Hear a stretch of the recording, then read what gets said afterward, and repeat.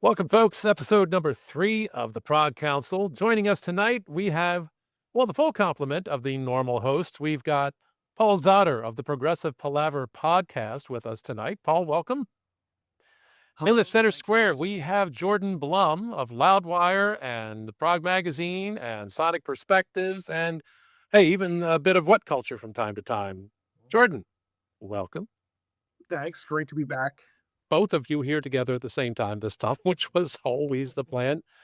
And joining with us, our special musical guest this week would be one Jamie Van Dyck of Earthside, or James, if you care to be formal with him. Jamie, welcome to the Prog Council. Great to be here. I didn't realize when I just signed up that it was going to then, that was my display name. I kind of boomered this. So I would want people to think of me as Jamie Van Dyck, but I went legal on it when just putting like my name and email in, and now here we are. We'll fix it in post. Okay. Yeah. Fix it in the mix is what we usually say. So there's no going back.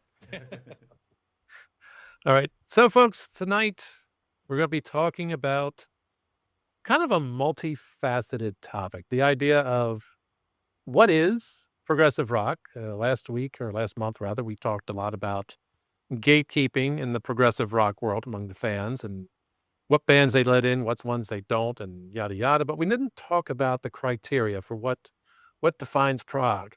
But also the idea, too, is these critters that we know don't quite fit in some ways. The bands that occasionally have proggy sides, though they're not associated with prog, or even the idea of the cryptid, I'm going to call it, called progressive pop, which may or may not actually exist. We are uncertain. Footage is grainy, as always, and everything that's filmed is with a potato phone. So I'm going to let one of you guys launch in with your first thoughts. Paul, I think you're the senior member here. Oh, geez, that's awesome. It's actually a lie. I'm older than you, but shut up. So am I gonna, I don't even know where to begin. I will share the definition of prog as we have determined it on Progressive Palaver, which we know there is no real definition, but we've whittled it down to 3 components. Long tracks, odd time signatures, and hobbit shit. Or maybe sci-fi instead of hobbit shit. So those are the 3 main requirements, we think, for progressive rock.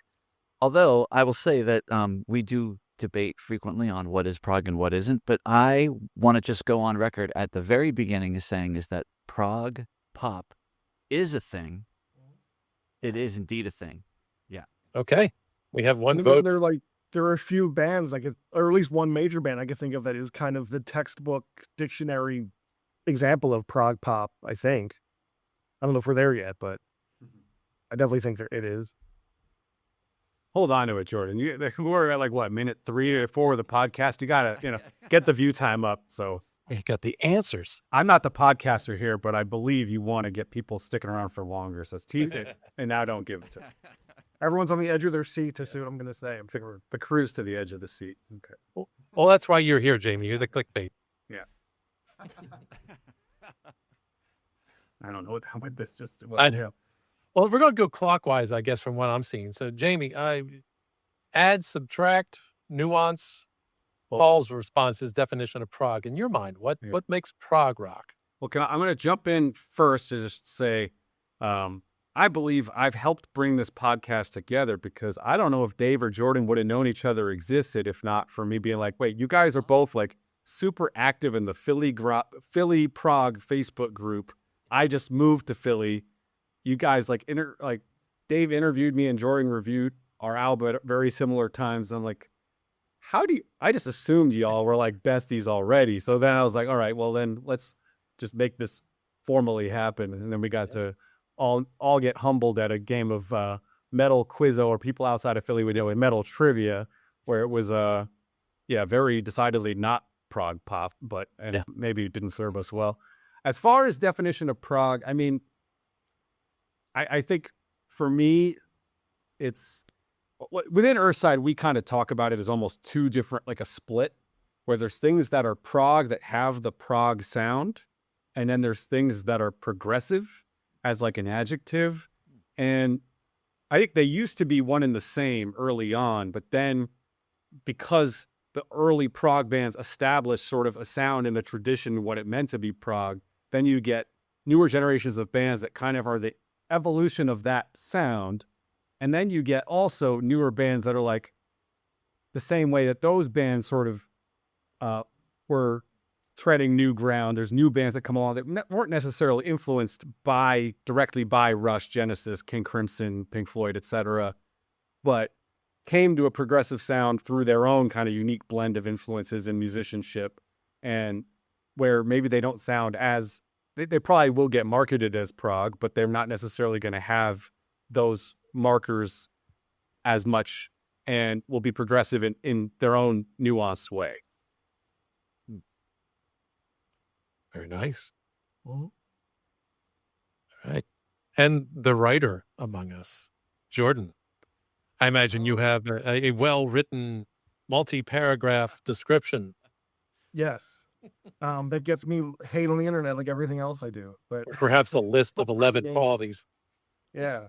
No, I mean, I very much agree with what both of you guys said, kind of combining it. I think even going back to like the whole thick as a brick thing of like prog and then progressive, because I think that's one of the debates people make is prog can sound like, you know, the stuff from the 70s and it can emulate, but is it really progressive if it's just copying? If it's just emulation, then by definition it's not progressive.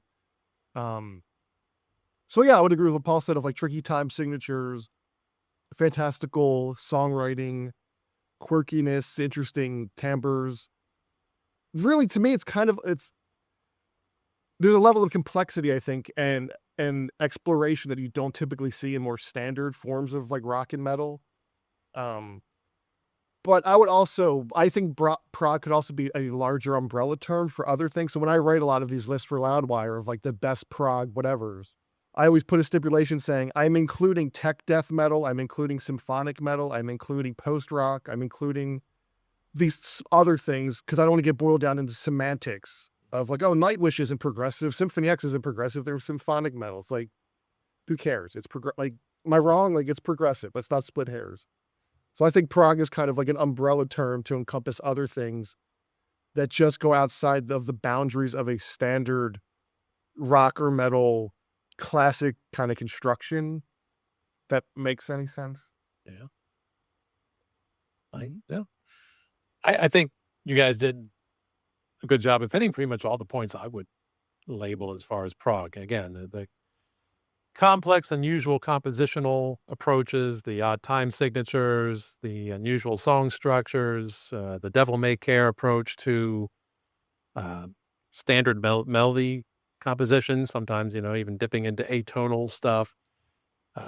Longer song compositions typically is a very big hallmark of progressive rock, but not everybody adheres to that all the time. Rush eschewed it completely in the 80s and beyond. The idea that you should learn at least one new vocabulary word per album. That's a hallmark of prog, new vocabulary. Repeating themes, like motifs repeating. Yeah, like a more orchestral approach to things oftentimes is a little bit, and especially for me, the two things I think that are kind of big is one is the blending in of genre elements from other genres outside of the norm. I think the more they can do that, the more they can bring these unusual aspects of whether it's jazz or classical or country or emo or disco or whatever. I mean, if a disco beat's good enough for Pink Floyd, it should be good enough for anybody. And finally, the idea that to me, they're usually I like to see, and maybe it's more of a preference than a criteria, a continual evolution, that the band doesn't just sit still on a particular sound or style, but that there would be growth from album to album, because otherwise kind of haven't they stopped progressing. And I realize for most bands, anybody runs out of a bit of imagination, and at a certain point you probably have maximized the amount of growth you may be capable of as individuals, given all your experiences and everything. But those are kind of my thoughts. Paul looked like you wanted to say something there too. I can't help myself. So it's like the band has to evolve, right? Until it evolves to a place where people are like, oh, why did they go that direction?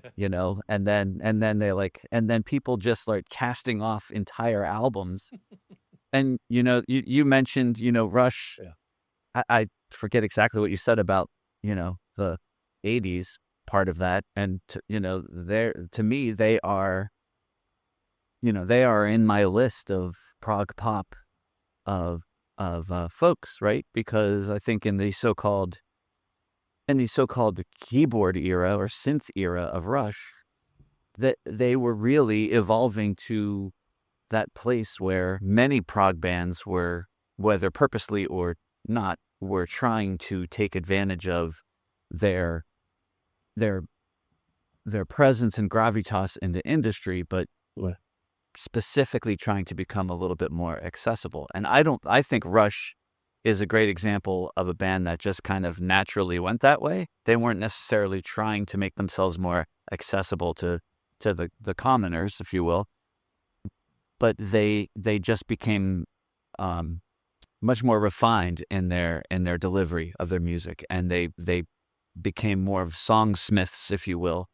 And I think that they're a good example of a natural progression into progressive pop. The only other thing I wanted to say is and Jamie, I'm really interested in your thoughts on this, is that we become genre happy, right? It's not just progressive rock anymore. It's psychedelic progressive, it's progressive metal, it's all of these subgenres. And and to me it sometimes it is just all prog. I'm like, yeah, that's pretty progressive. Like, it doesn't sound anything like 70s Genesis or King Crimson or anything, but I think it's awesome.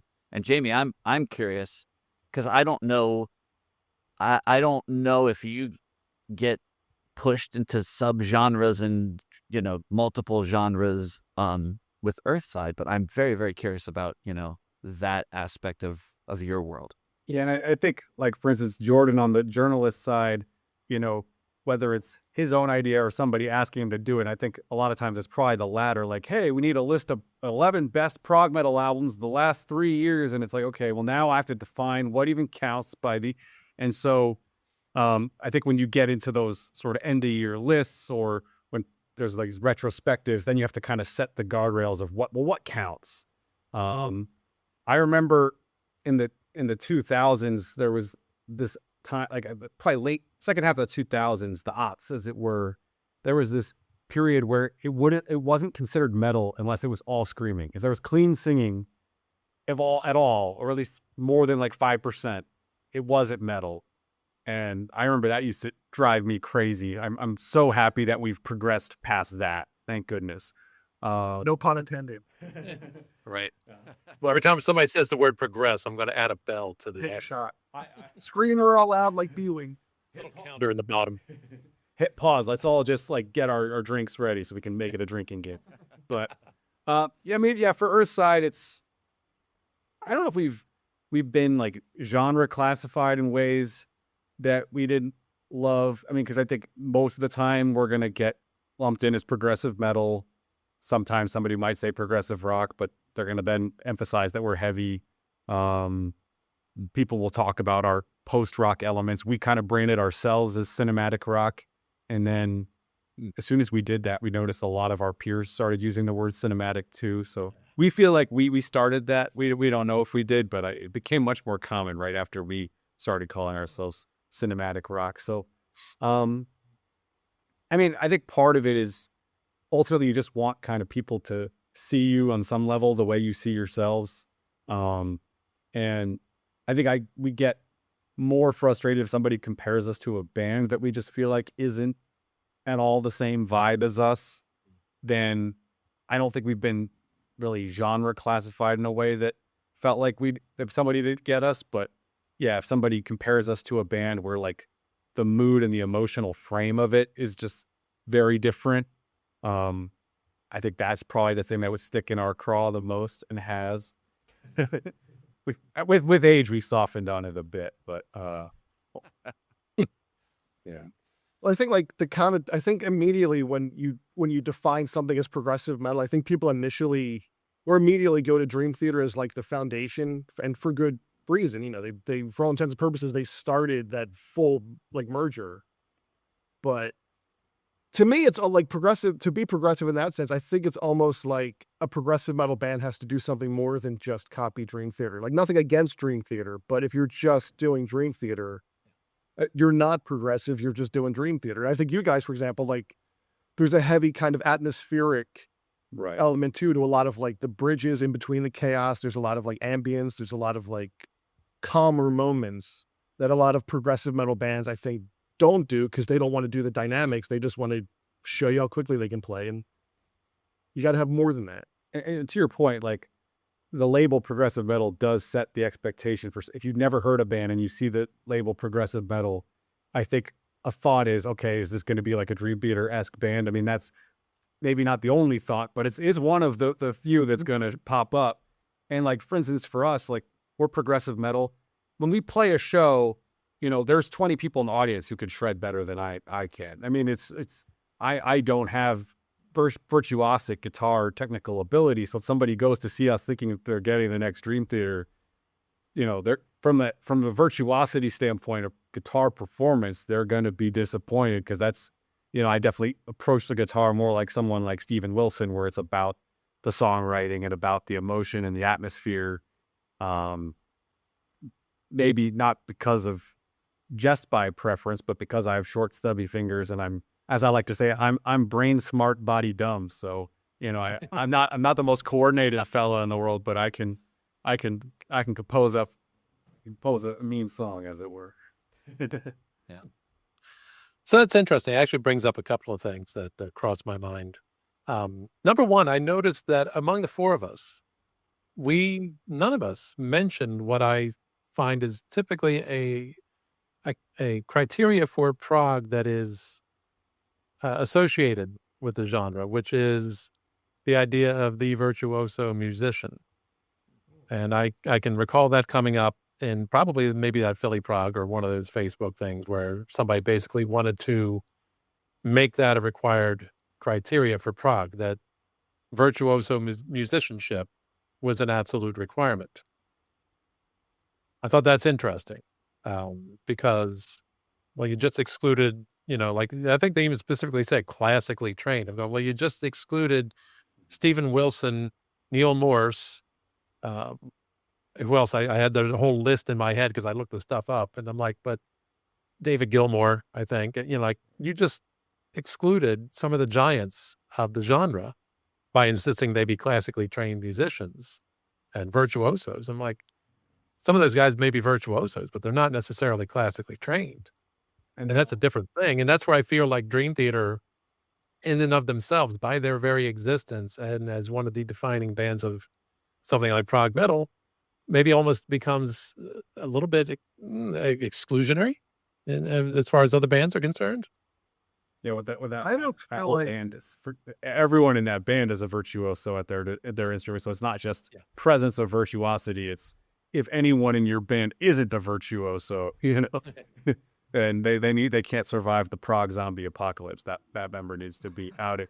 But you know, but also when you talk about virtuoso, it's like, are you referring to a virtuoso performer only, or can somebody be a virtuosic composer, like the way like is Mozart a virtuoso? I mean, might have been also a virtuosic pianist, probably was, I don't know, but a virtuosic, you know, there's ways to be, you know, sort of genius level or remarkable at things that are beyond just how technically proficient you are at your instrument. So I feel like it's almost counterintuitive to being progressive because it's like, to me, it's that idea, like if it's so rigid that you're classically trained, you're just following like modes and scales and throwing up pentatonic, aeolian, and whatever. Like, I don't even know fully what that stuff means.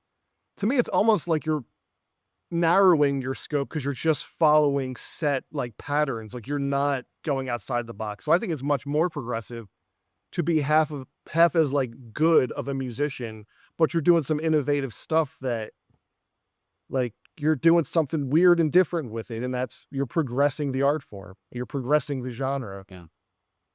I think if you're trained in that realm, the counter to that is you might then sort of go inside the lines. But on the other hand, if you really understand kind of that framework, then you know exactly what is and isn't allowed within that framework. So you know when you're breaking the quote unquote rules, and so you can you can't claim the plausible deniability perhaps that these non-classically trained musicians have, but you can you can stumble into some pretty weird stuff and know like, yeah, Beethoven would never have done this, and then you can feel extra cool in a way that like my classically trained musician was like, oh, I don't know, I just played some stuff.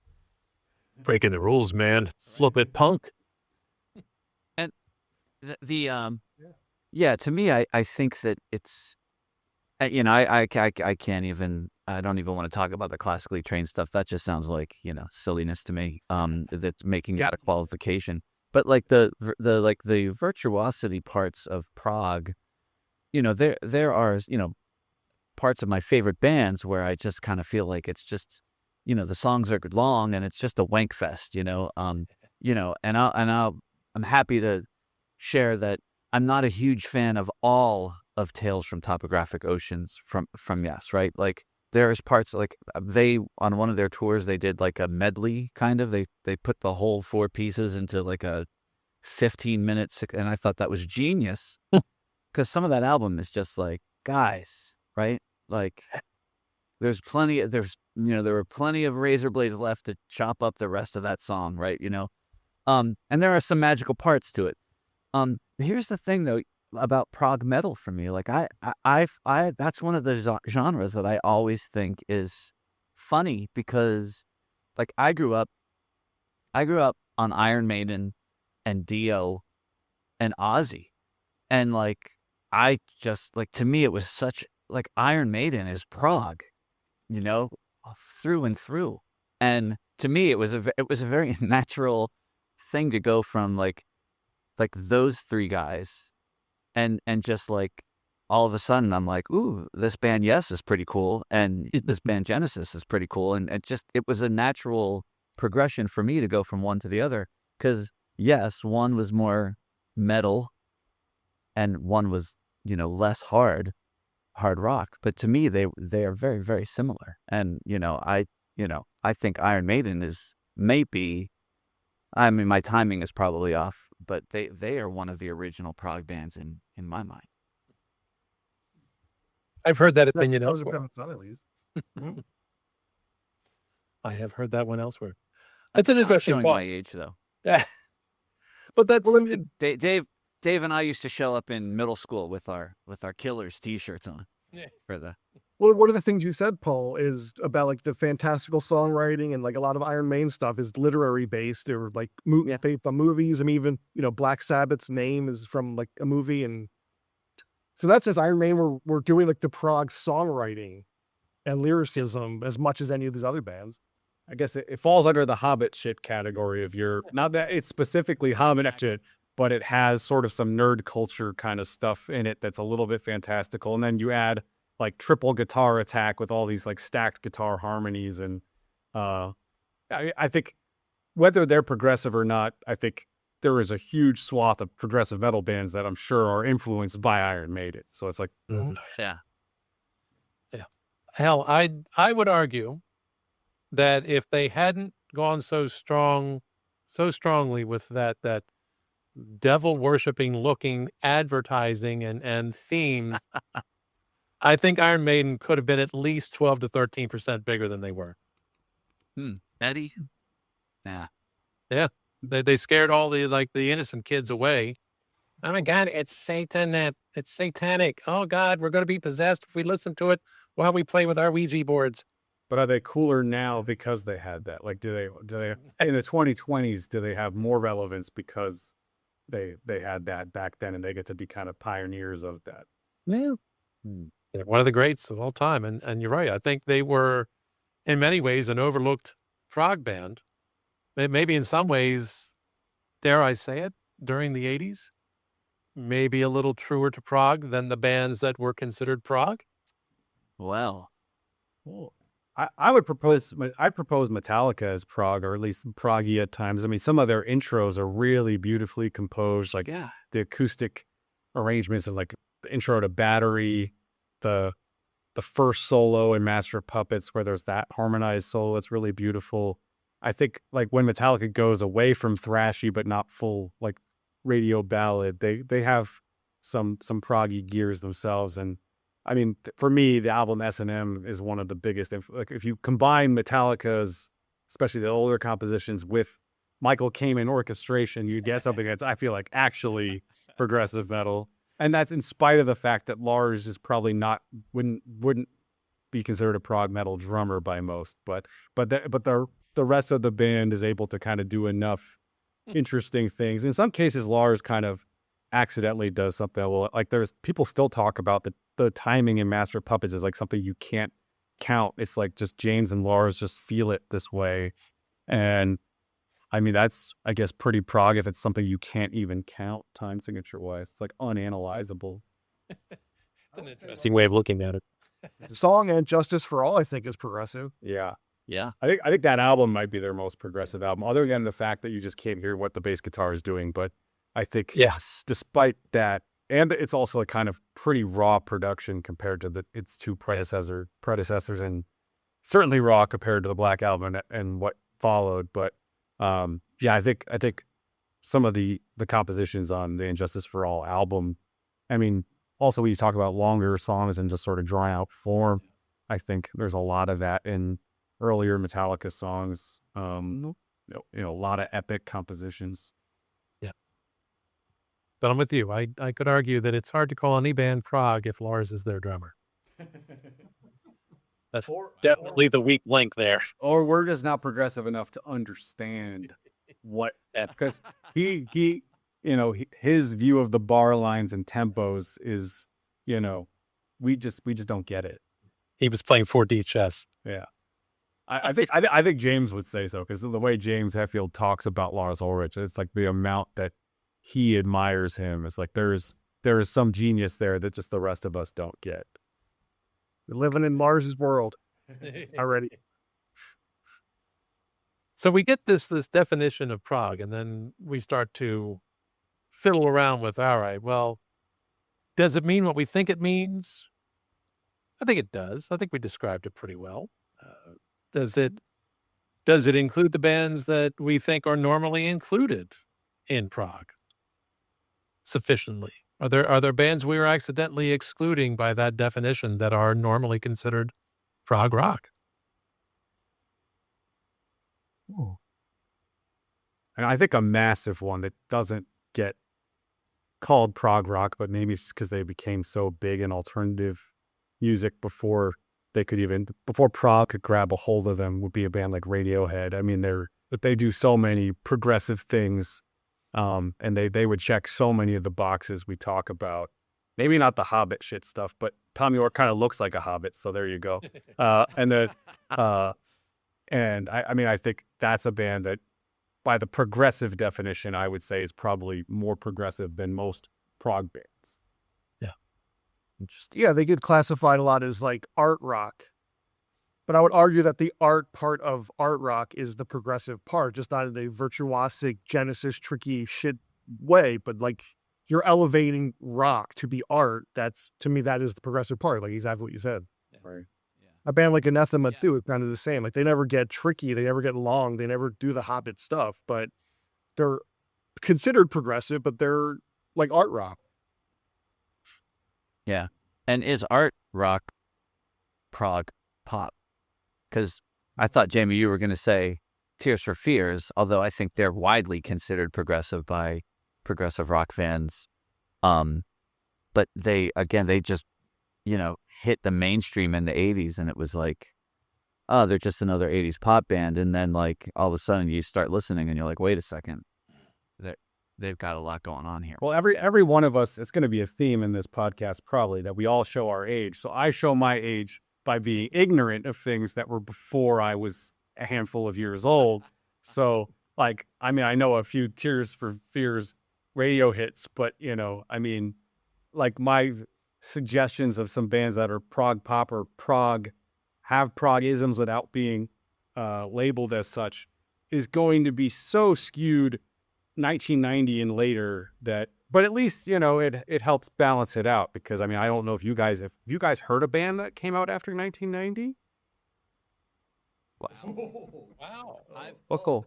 That's the most adversarial moment on this podcast. Let's go. I've been on record several times as basically saying that, the 90s is dead to me. Yeah. Right. Whereas I love There's not a lot. There's not a lot in the 90s. I shouldn't say there's a lot of in the 90s that I do like, but most of the people that I meet and listen to their 90s faves are like, that's the stuff I'm just like, I just missed the boat on that completely. So I can't wait to hear your 90s faves prog pop. Yeah. I want to know which ones you hate. That's going to be fun too. Maybe it'll come out naturally, but this is this is the juicy stuff. This is right. I'm going to throw out my grumpy old man moment. I'll join in with Paul on that. As far as it's from the 90s, to me, to a large degree, was a bit of a wasteland. And if it weren't for Dream Theater, largely, and to lesser degrees, Jeff Buckley, I don't know how I would have survived the damn decade. I was not too big on grunge. If I'm going to do my hot take, I will go very much on record. I don't know if I've put it on record out there in the interwebs, but it's going out now. Nirvana is the most overrated rock band in the history of rock, as far as I'm concerned. They drove me up a flippin' wall, and out of 4 big bands in grunge, they were number 4. Simple as that. As far as what I thought creativity and talent, and not annoying the living fuck out of me with their constant whining. The only thing I could add to that, because I've never gotten into Nirvana that much. And again, like, it doesn't have to be a competition, I guess, until the media makes it a competition. But I've always argued, and I've never listened to much that they've done past the first album. But I think if you compare Pearl Jam and Nirvana, everything about Pearl Jam is better. The songwriting is better, the vocalist is better, the musicianship is better. Nirvana never wrote anything close to Jeremy or Black, and those are like side by side on the first Pearl Jam album. Again, it's a different kind of thing. I would go so far as to say everything is better, but you could say everything's but beauty. But I mean, You're objectively correct. Yeah, I agree that Jeremy and Black are titans of the early 90s. I mean, for me, Pearl Jam after that debut kind of it sort of became a little disappointing maybe for me, but I mean, that record, yeah, especially with Jeremy and Black, those 2 songs are beautiful. Yeah. I think so for me, the problem with the 90s is just that. Like, I was okay with Nirvana. I didn't think they were what everybody else thought. I'm right with you, Jamie, with Pearl Jam. By the 3rd album, I was checked out. But then you've got a couple of bands after that, like, Alice in Chains, you have Soundgarden, Stone Temple Pilots, and then, like, it seemed like over the course of, I don't know, 13, 14 months, we had 27 bands that sounded exactly the same, right? And I think that, from the somewhere around 80s hair metal and grunge, the music industry just got incredibly good at just commoditizing like a genre, like, if you will, like that. And that's the trouble that I have when I'm hanging out with my younger friends who are playing all their 90s playlists, and I'm just like, all these bands sound exactly the same, and these are the songs that I would be switching the radio station trying to find, something else. And yet one of my, two of my favorite all-time albums come from the early 90s, from Jellyfish, Belly Button and Spilt Milk. And that they are, to me, they are the greatest version or example of pop right there. Yeah. I thought you were about to pull out 2 of the Wet Sprocket. Have you heard what the Jellyfish guys did after? Oh, sorry, I didn't want to talk over everybody. Oh, no, go ahead, Jordan. No, I was just saying, like, to Paul, have you heard what the Jellyfish guys have done more recently? I forget what it's called, like their new project, but it sounds. Oh, yes. So so I have heard some of it. It's not quite the whole gang, but yeah, it was I think they named it after some like porn thing. Strangely, yeah. The Dirty Sanchez? Now it makes you wonder. Makes you wonder if that's what how they got the name jellyfish too. Is that something? Oh, jeez. It was some kind of quartet, the Tinkling Quartet or something like that. I'm gonna look it up. But sure I do.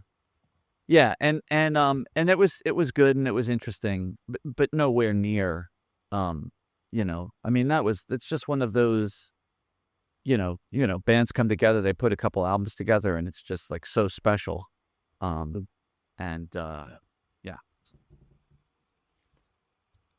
So that actually too led me to a bit of a question, and I was curious, Jamie. Like in this day and age, I figure I know the answer from most bands, but I also know like some fairly recent ones that have arisen within the prog genre. One was intentional, Jem Godfrey and Frost.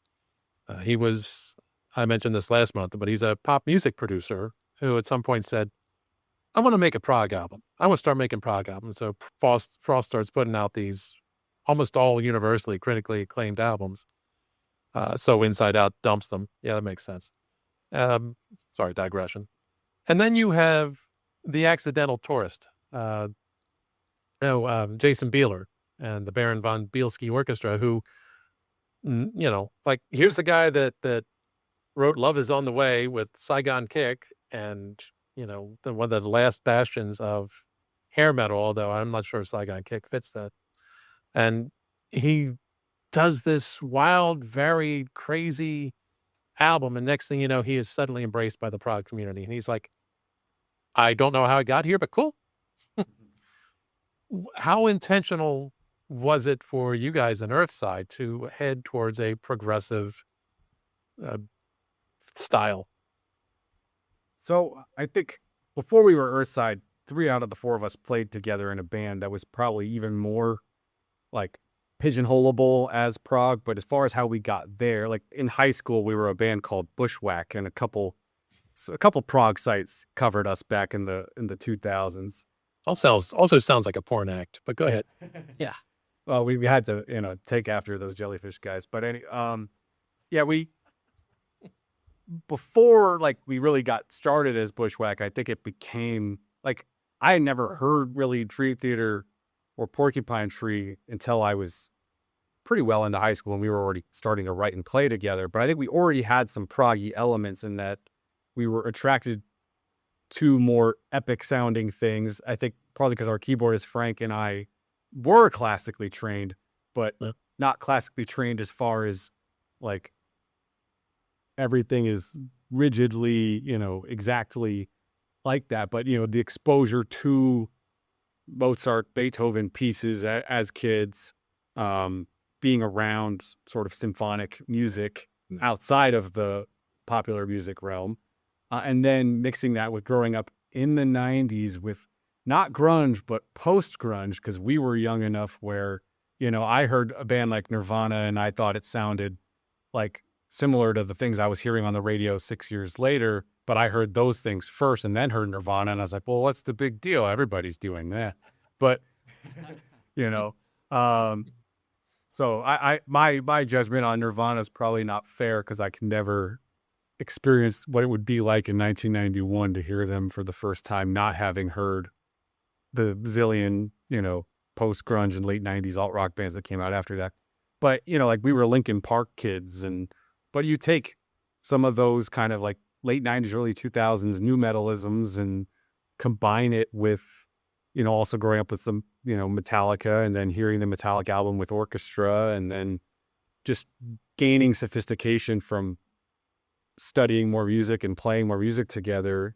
And pretty soon we were kind of developing things in our sound that were more progressive without necessarily listening to progressive music, and then stumbling upon Train of Thought, you know, the year that came out.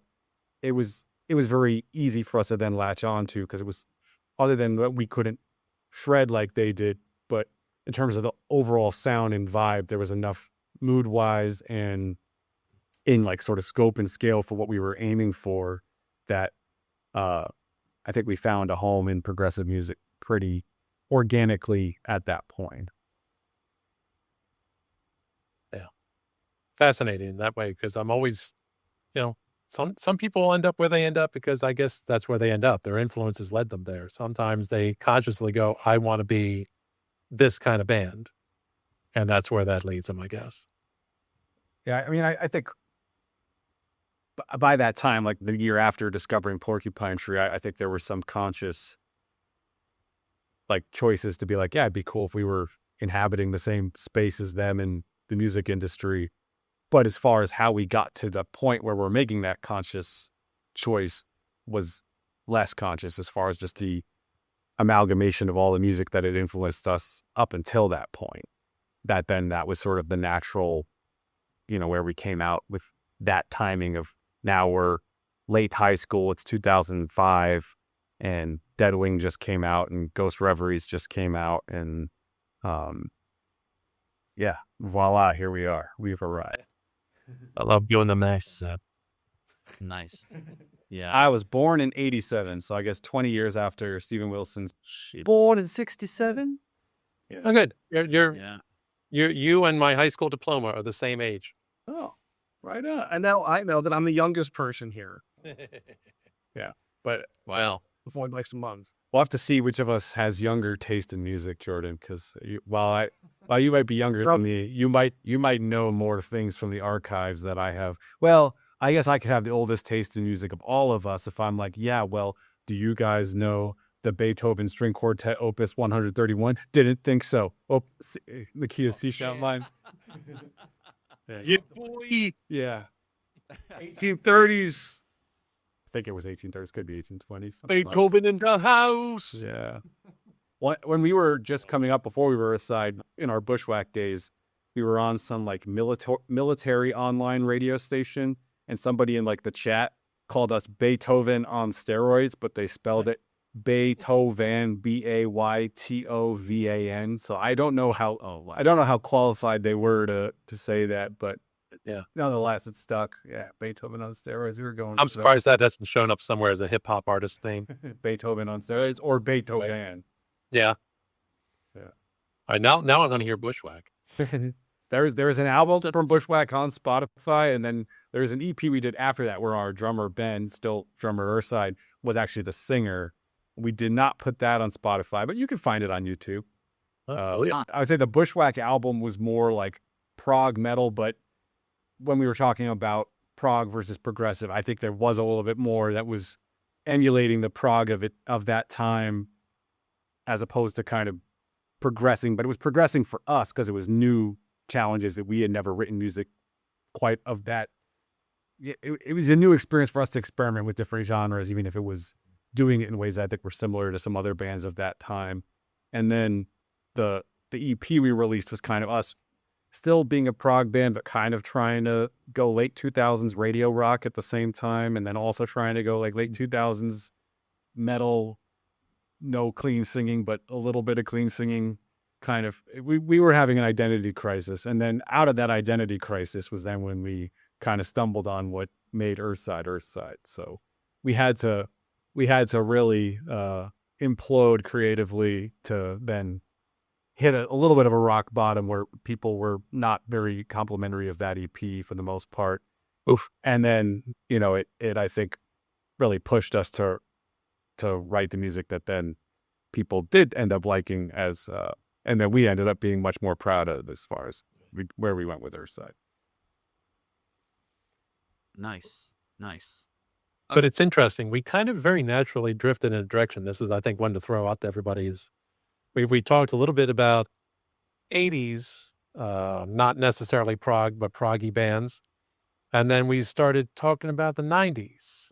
Now, Marillion was active and Dream Theater was active, but there's a lot of other stuff going on. Who are the bands in the 90s then that maybe were kind of proggy, but not necessarily considered prog? This is probably the meat of my list as far as what I'm looking at. I mean, when we talked about the grunge bands, I think there's little progressivisms in the songs Jordan threw out from Pearl Jam's 10 album, like Black and Jeremy, at least have that kind of epic scope aspect to them. I think Alice in Chains could be proggy in some ways. I mean, they had, what's that song called? Them Bones has like the odd time signature thing going for it, but I think they have some more epic kind of compositions like I Stay Away. I think there was just a lot of really interesting compositions from Alice in Chains. And also the stuff they did that they came back with later without Lane, I think has, like a song like A Looking in View kind of feels a little prog metal to me. But, and I think a lot of people will say that Soundgarden was the prog band of the grunge bands, where they had, as far as the time signature part, they definitely brought a lot to, but like a song like Black Hole Sun, really interesting chord changes. So like, for instance, Paul, when you have your three pillars of what makes something prog, I think where Dave and Jordan also got at was sort of sophistication of composition. And so you can have that with odd time signatures and you can have that with long form. I think the other way is sort of like interesting harmonies or chord progressions, those are things that maybe someone has to have a bit more musicianship to kind of know, whereas like you can count and you can know like that's 5. I know that. I don't know a lot of music, but I can count to 5. That is not 1, 2, 3, 4. As far as like what are some weird chord changes that go out of the key and break some of those classical rules, then you have to know Aeolian and pentatonic to Jordan's point, and know when something eschews that for something, I never heard that before, which can be a bit more subtle, but I think is every bit as progressive.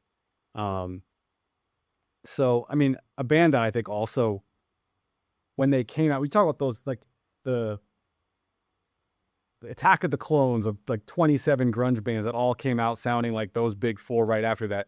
One of the guilty parties of that was the band Silverchair from Australia.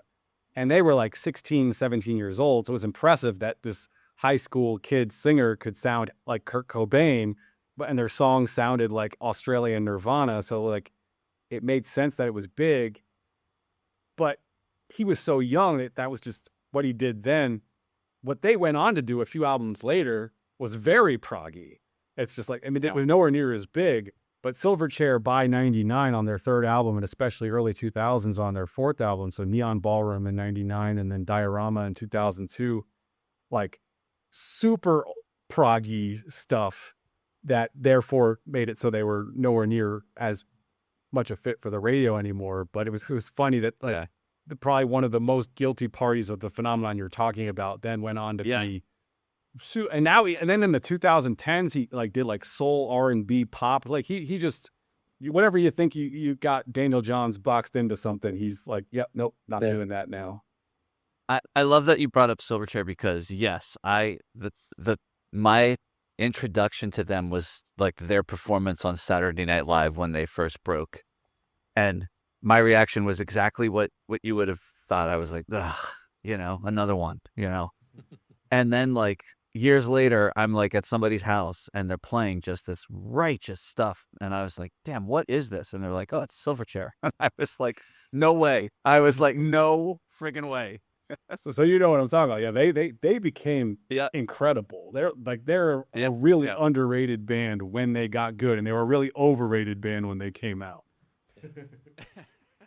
They're a band I've been meaning to listen to, because I could picture the one album cover that's like a door with light coming out of it or something like that. And I've heard like that's a really proggy one. That might be Diorama, the one I was saying is like their most proggy. Something like that. Interesting. It's funny because like talking about 90s bands that got pigeonholed early and were like this secret prog missile, Faith No More. Oh yeah, they're such a cool band For sure. Yeah, they got screwed with their rap rock single and never were able to get out of that, except for a lot of people that somewhere along the line discovered them. I missed them entirely throughout that period. It's Catherine that really is like, oh, you need to listen to their other stuff. Like, oh, yeah, they have their own version of Hobbit shit that's very un-Hobbit shit. Like it's zany as possible without being nerdy at all in the same way as like fantasy metal or power metal. It's like its own brand of just eccentricity that is hard to kind of compare to anything else out there. Just anything Mike Patton does. I mean, Mr. Bungle would, I think, count in this realm too, maybe to an even greater extreme. Yeah. Do a reaction video to Mr. Bungle, and the fans come out of the woodwork.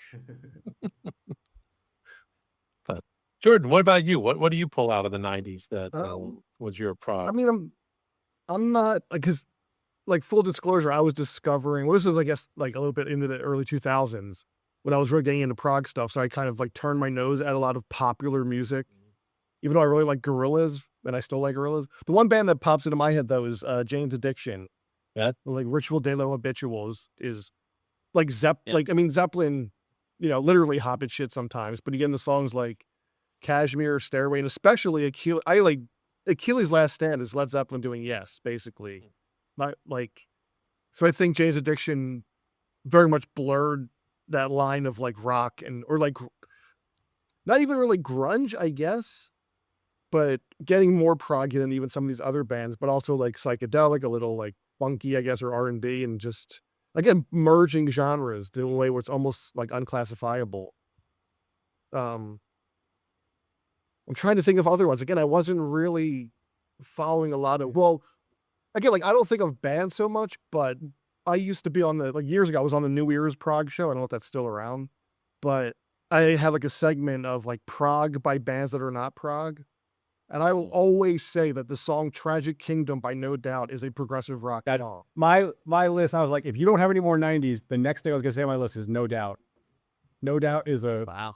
they're like sort of all pop ska, but like they're so musicianshipy. Like the band, Oh yeah. they definitely, like the song like Don't Speak is like clearly composed by people who like know music, and they're very subtly interesting in that song, while totally being able to fit all the radio norms of that era. But just, yeah, Don't Speak is so much more sophisticated than 95% of the songs at that time. Yeah. And then on the next album, on the Return of Saturn album, the follow-up, there's a song called Too Late by No Doubt. That song is like one of the most beautiful prog rock songs with Gwen Stefani singing.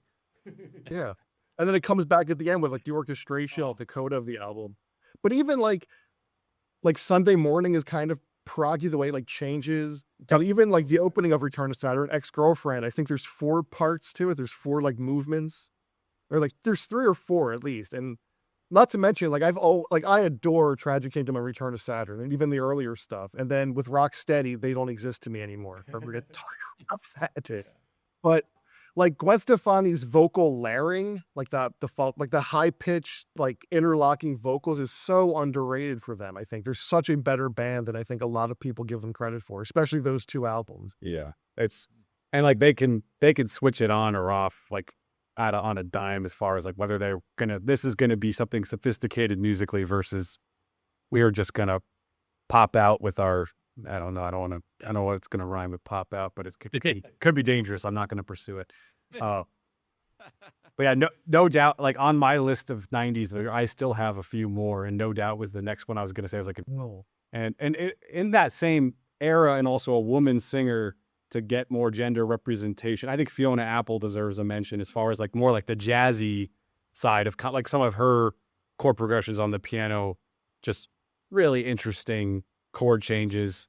And so, I mean, maybe it's more jazz pop than it is prog pop, but just a very impressive musician at a very young age, which I guess is another phenomenon of the 90s. You have Silverchair as a teenager, and who knows how young those, No Doubt, how young Gwen Stefani was when they hit. And but yeah, I think Fiona Apple was like 17 when Criminal was massive. So, and she was already just an incredible singer-songwriter as far as like the jazziness of her compositions. Yeah. And to piggyback off of that, and we talk about progressive pop too, like Kate Bush, I think you have to throw out there alongside like Peter Gabriel, but like the 90s, like from her first album even to today, I think Tori Amos is one of the greatest like singer-songwriters ever, period. And the song like Spark or Precious Things is progressive. And she has a song from I forget what the album is called, from 2017, but the opening song is called Reindeer King. And that song's progressive, and so much of what Tori Amos has done is progressive. Not pop necessarily, but Yeah. Like that whole kind of just Baroque, like layered instrumentation. It's just odd piano patterns, and she's very progressive, I think. Just certainly I agree. impressive. I agree. And I mean, if you're going to mention Kate Bush and then we're going to go 90s, I mean, I don't know if there's an artist out there more progressive than Björk. I mean, who pushes more boundaries of what is possible musically, aesthetically, in general? I mean, Björk might be more prog than any prog artist in the history of music. And Wow. Like James is out on a limb. Prove me wrong. And Megan maybe too, going earlier. wait, who is that? I said like some of Suzanne Vega's stuff I think is a little like it's off kilter a bit. Yeah. It's a bit like odd rhythmically. Interesting. I don't know enough Suzanne Vega stuff to say that. She's the Luca chick, right? Yeah. Yeah. And Solitude Standing is great. Yeah. Some great stuff. It's funny because I broke my prog pop into 3 categories. I was the ones who started it purposely, then the ones who got there naturally, and then the real owners of the genre, if you will. So what we've been talking about is a lot of the owners of the genre, the people who just kind of, you think of them and you think of them in that category. But I'm very curious about everybody's thoughts on these because, like Asia, the band Asia was literally formed to take progressive rock powerhouse musicians and make music was more accessible, right? GTR was the same thing. ELP kind of played around. They had that song Touch and Go, right? Yeah. Very much pandering to that, and I think very different than the rest of their stuff. If you want to call Kansas a prog band, they were actually, Kansas is probably more of a natural progression. But ELP also, Greg Lake left and they brought Robert Berry in and they did 3 for one album, which was again, sort of an Asia attempt. And I'm going to loop into this Did It On Purpose group with the Cinema's version of Yes, right? The Trevor Rabin, Chris Squire original Alan White grouping of Yes, trying to, okay, let's be prog, but let's also write, pop songs, if you will. So I'm curious about your reaction to that grouping and anyone else that you would throw into that, where they literally just said, we're going to purposely take our prog sensibilities and make music that will be played on the radio. The only quick footnote, editor's footnote, Paul, I think you and I may be the only 2 people who bought that 3 albums. Fair enough. So if everybody out there is going, yeah, it's okay. It's good. Hey, what is I remember Robert Barber was at Prog Stock maybe in 2022 or 2019 that he was talking about a lot of that stuff. Like he closed one of the nights. Yeah, and Robert Berry actually did 2 songs under the moniker 3.2 or 2 albums, and both of those records are way better than 3, the original 3. It's interesting. In my humble opinion. Yeah. It took out. I mean, I think like the most obvious answer, especially like 80s, and obviously everyone, if you know me, you know where I'm going with this, is Genesis, and just how they at least like the first half of the 80s did, I think, a good job of mixing prog while also intentionally going pop. And I have a lot more respect for that era than I used to, having like dug into it more in like the last 6 months or so. Yeah. But I feel like Genesis, to your point, made a natural progression, right? Mm-hmm. Like they kind of, like you listen to Duke, and Duke, even though they have Misunderstanding, which like just sticks out like a sore thumb on that record, that whole album is very much like progressive pop to me. And they evolve there. Abacab gets there a little further. And then they completely, go into, the Genesis album, which actually is still, to me, like a very natural evolution into that progressive pop, which is what I would also consider with Rush, right? Oh. Like they go from Moving Pictures to Signals to Grace Under Pressure to like the two masterpieces, if you will, of Power Windows and Hold Your Fire, which to me are like probably the pinnacle to me of progressive pop. They're every bit of a progressive album is anything that's ever been written, yet everything is in like a 6-minute song. And you can play it for just about anyone. They're like, oh, this is pretty cool, except people who don't like Geddy Lee's voice. The barrier to entry. But that was also the pinnacle of Geddy's vocal powers at that point in time as well, I'd say. Yes. He was really sounding the best as he probably would ever sound at that point. His voice was less Yeah. polarizing at that point. Yeah. Yeah.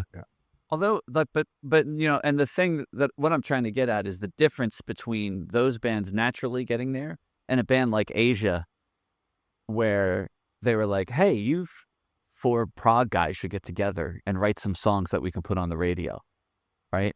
And I mean, they did it. It was, Yeah. I mean, but and Jordan and Jamie, I'm not sure what your thoughts are on, I mean, Asia was released in like 82, I think. So this is like, Yes. The third album I ever bought in my life. And interestingly, what I consider to be my entree to hard rock, because I considered that was hard rock. That was heavy. That stuff had some heavy stuff on it compared to what I was used to listening to. And it was about the time I started to discover WMMR, and that had a lot more hard rock on it than, the stuff, the Wi-Fi 92 I used to listen to and stuff like that. top 40 hits, Casey Kasem, every Sunday. Yeah, I mean, I know of Asia. I know they had some big songs, and as soon as somebody tells me the name of one of them, I'm gonna go, oh yeah, Heat of the Moment. yeah. That's like I was on the tip of my tongue. I mean, again, I think and I'm not saying this at all like to assume anybody does, but anybody who does know me knows I really just don't like that stuff. Like Owner of a Lonely Heart, I don't like that stuff because I see so much potential of what they were.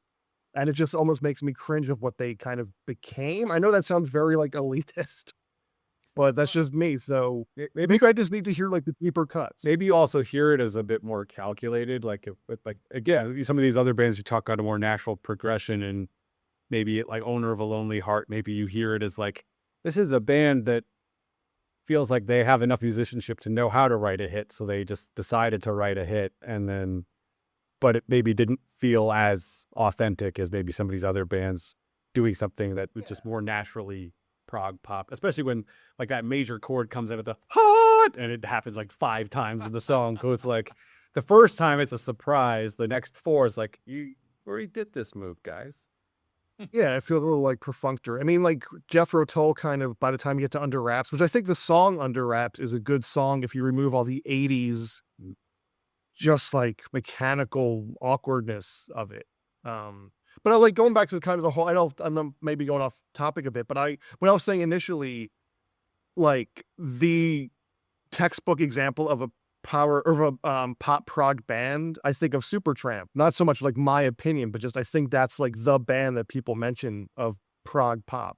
Yeah. And I think, they have like, I mean, Breakfast in America is one like classic catchy song after another, but then they also have a Fool's Overture, which is not even like tricky, it's just unconventionally structured to the point where it's like it doesn't follow any kind of template you would expect.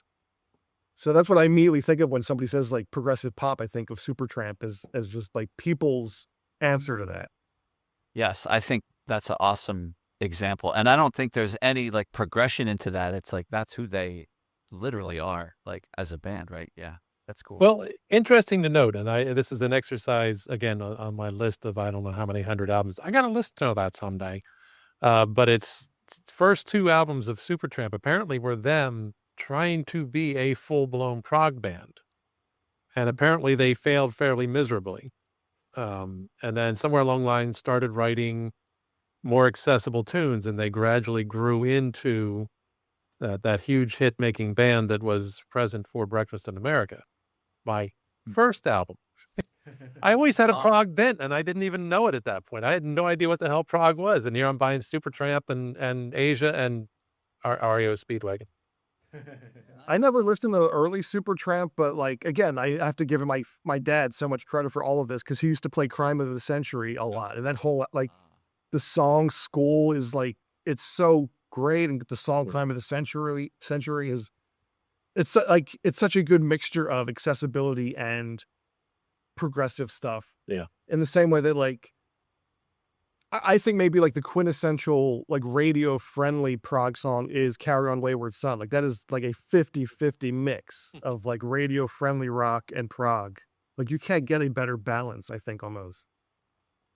Yeah. It's an interesting choice too. And then they have the chops for it, like that was really a lot of their meat and potatoes. They get known for the big hits, but like there's all kinds of proggy stuff going on with Kansas early on. Interesting. A couple of various thoughts I had going on while we're talking about things, and we circle back to something like I've already forgotten her name, but from No Doubt, because I'm aware. Gwen Stefani. Yeah, there we go, Gwen Stefani. Interesting thing just to throw out there. If you want to go hear Shirley Manson's first band, go find Goodbye, Mr. McKenzie. Very different, and she wasn't even really the lead singer.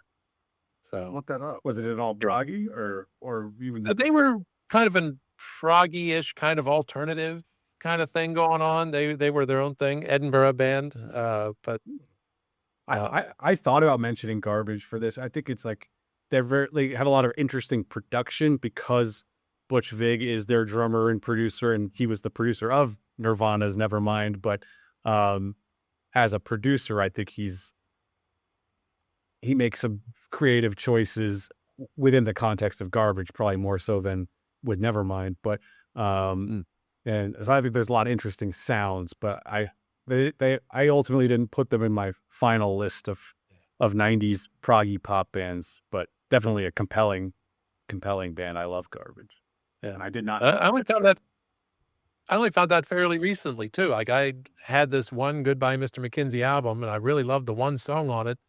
I don't know that I loved the full album at the time, and I've never really gotten around to going back and listening to it. And sometimes doing that, I'll like it more the first time, the second time or third time than I did the first two. But that was an album I was directed towards by former MMR DJ Michael Tierson when I was doing my internship.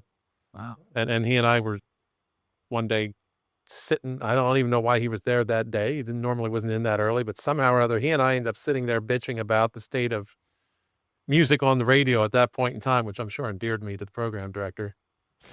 But What was? and then he's like, "Oh, you got to listen to this band," and I'm like, "All right, I went and checked them out." When was this? 91.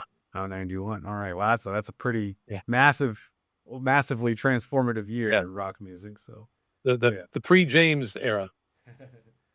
But yeah, But I was curious too, talking about 90s stuff. I'm very curious what you guys would think, and I know at least one of the others of you is familiar with what I'm going to name. I'm just talking about albums as opposed to artists in particular, although one ends up being kind of both.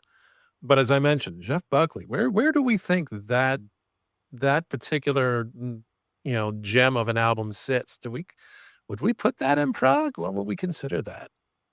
certainly got the vocal virtuosity, and there's some longer, very heartfelt songs. Yeah. Yeah, I mean, regardless of whether it's prog or not, it's immaculate music. So Yeah.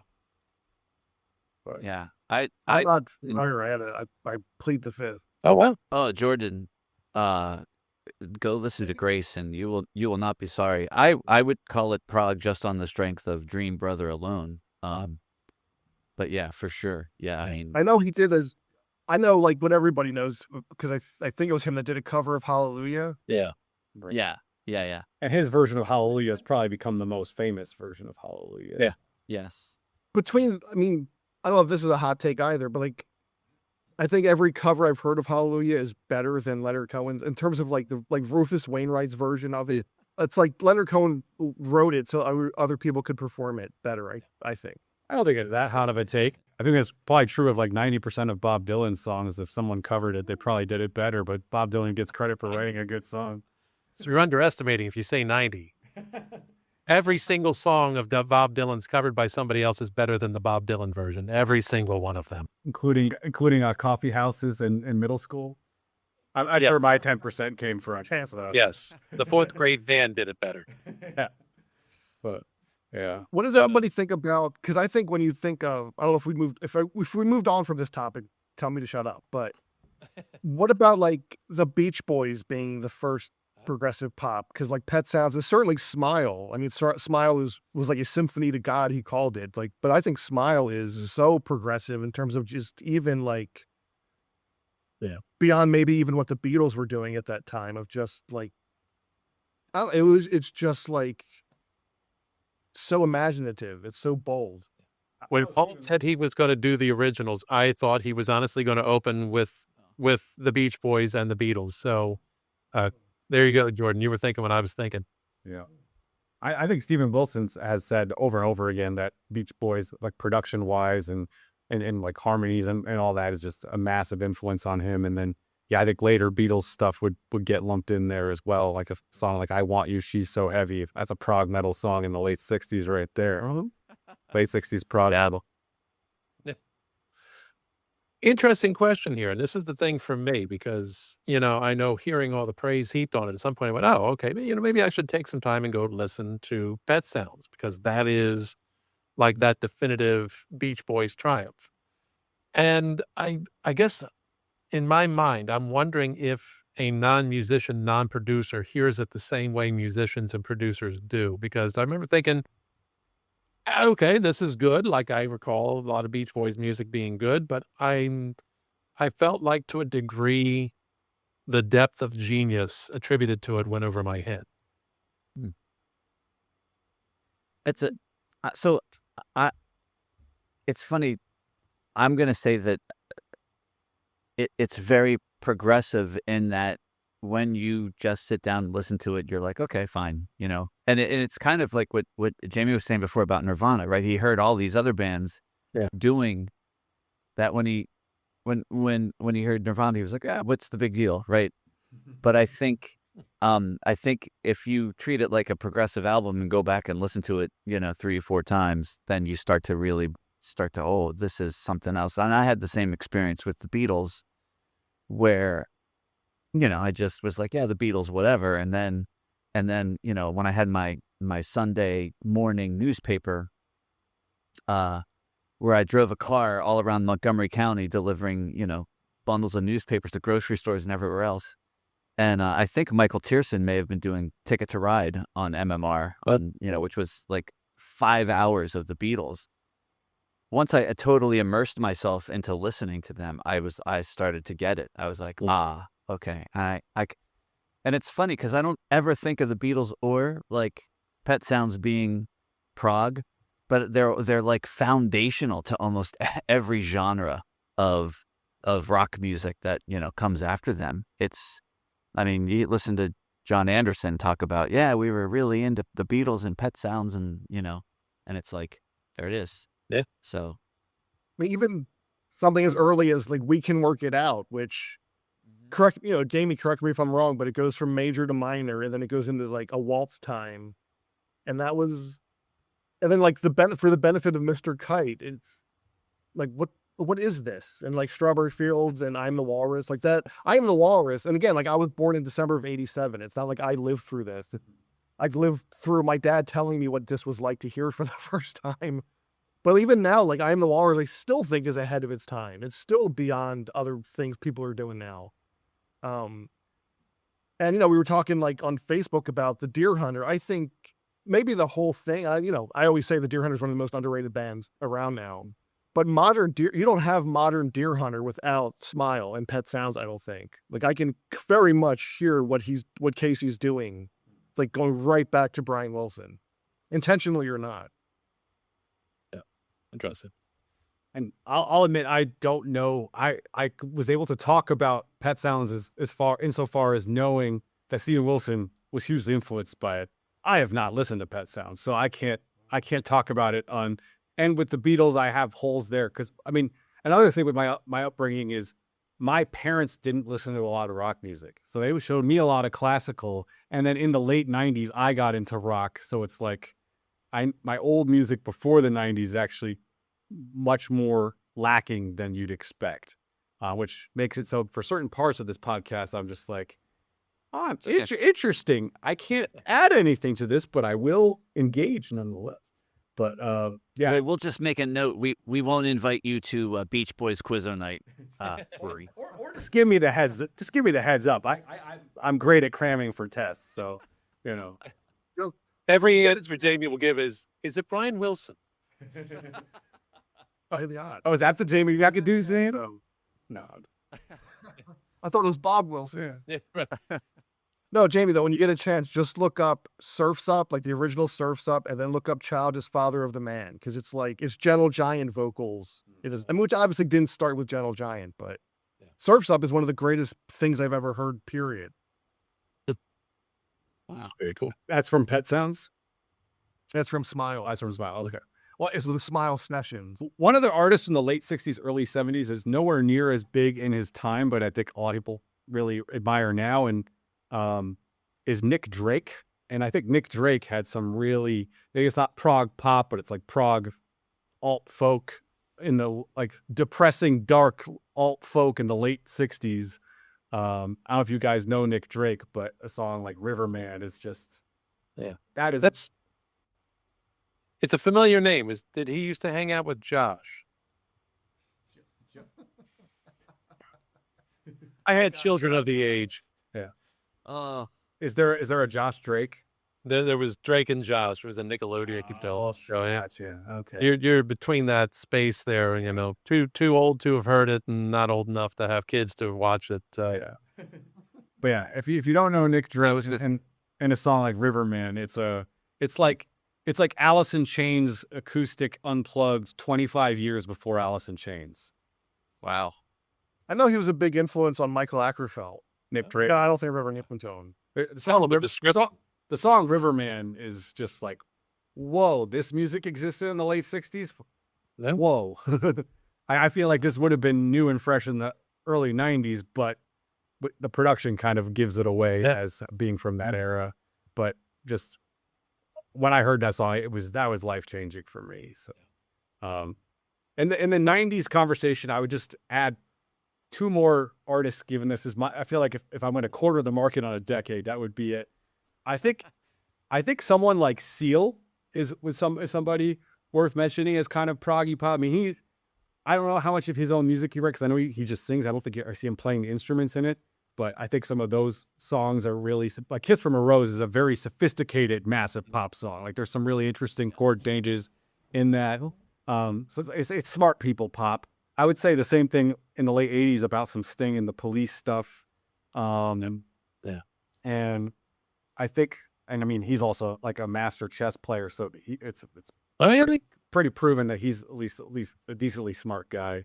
And then changing gears stylistically, you know, I'm a huge stan for the band Seven Dust, and I'm a huge nu metal guy. And I will say the band Seven Dust in the nu metal realm, I don't know, I wouldn't say they have an album that's proggy. It's just that like each of their records, for the most part, they'll have a song or a couple songs where it's like, oh, you know, like in the late 2000s, there was Periphery and Tesseract that kind of came out of that Meshuggah gent kind of movement, and that's a more melodic gent.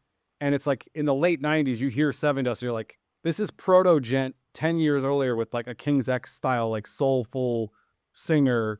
And it's like, okay. But I mean, on their second album, Home, the first track, Home, is like drop G sharp, which is not very common in the late 90s. Wow. It's super low tuned, same tuning that Periphery ended up using 10 years later on their debut album, 11 years later on their debut album, and just sort of these like really jagged rhythms that and playing with different time signatures. So yeah, even though Seven Dust kind of got marketed in the nu metal world, most of their albums have at least something that's like, oh, that's some really interesting chord changes on this acoustic ballad here. Oh, this is like a 8-minute epic song that, you know, there's just Seven Dust. They get at least one of those.